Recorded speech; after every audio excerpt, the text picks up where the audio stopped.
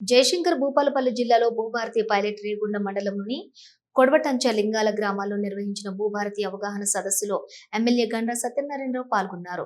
ఈ సందర్భంగా ఎమ్మెల్యే గండ్ర మాట్లాడుతూ గతంలో ఉన్న ధరణిలో అనేక లోపాలు ఉన్నాయని, రాష్ట్ర ప్రభుత్వం గుర్తించి ధరణి స్థానంలో కొత్త చట్టాన్ని తీసుకొచ్చేందుకు మేధావులు, రైతు సంఘాలు అందరితో చర్చించి గత చట్టంలోని లోపాలను సవరిస్తూ కొత్త చట్టం భూభారతిని తీసుకువచ్చామని అన్నారు.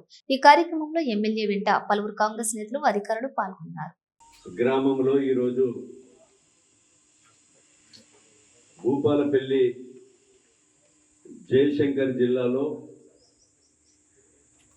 రేగొండ మండలాన్ని ఒక మోడల్ మండలంగా తీసుకొని గ్రామాల్లో దరఖాస్తులు తీసుకొని భూములు పట్టాలి కాని వారందరికీ కూడా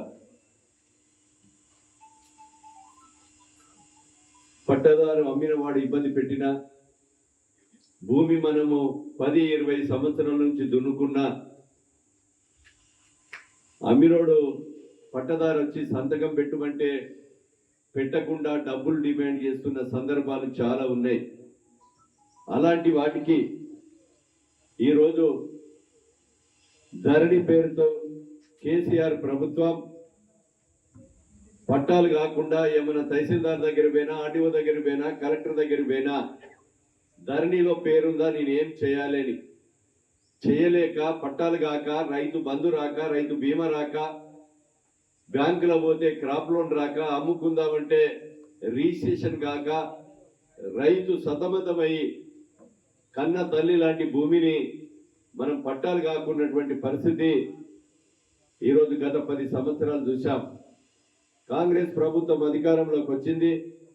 ఎన్నికల ముందు చెప్పాం ధరణిని రద్దు చేస్తాం చేసి ఈరోజు భూభారతి తీసుకొస్తామన్నా భూభారతి తీసుకొచ్చి అసెంబ్లీలో బిల్లు పెట్టి గవర్నర్ ఆమోదం తెలిపి ఈరోజు దీని యొక్క లొసుకులు ఇంకేమున్నాయని ఈ రాష్ట్రంలో 4 మండలాలను ఒక పైలట్ ప్రాజెక్టుగా తీసుకొని మన ఉమ్మడి జిల్లాలో వెంకటాపూర్ను తీసుకున్నాం.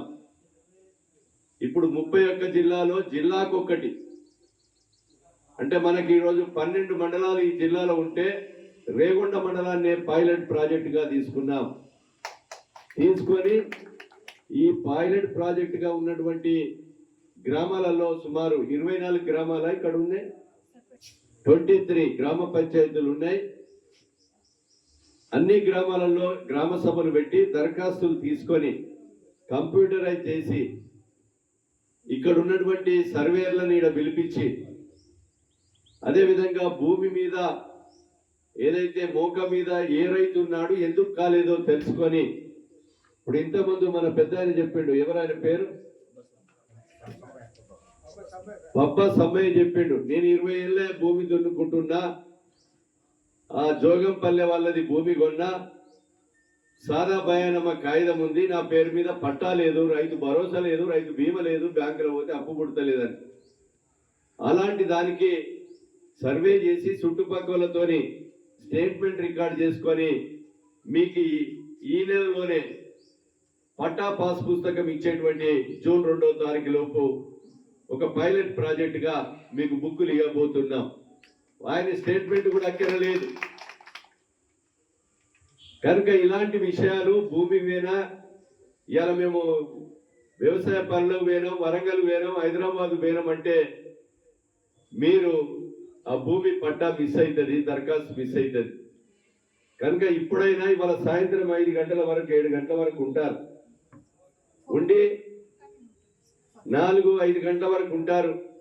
మీరు దయచేసి ఆ దరఖాస్తులన్నీ కూడా పెట్టుకొని ఎన్ని దరఖాస్తులు వచ్చినాయో ఎంబడే కలెక్టర్కు, గవర్నమెంట్కు రిపోర్ట్ పోతుంది. మీరందరూ కూడా సద్వినియోగం చేసుకొని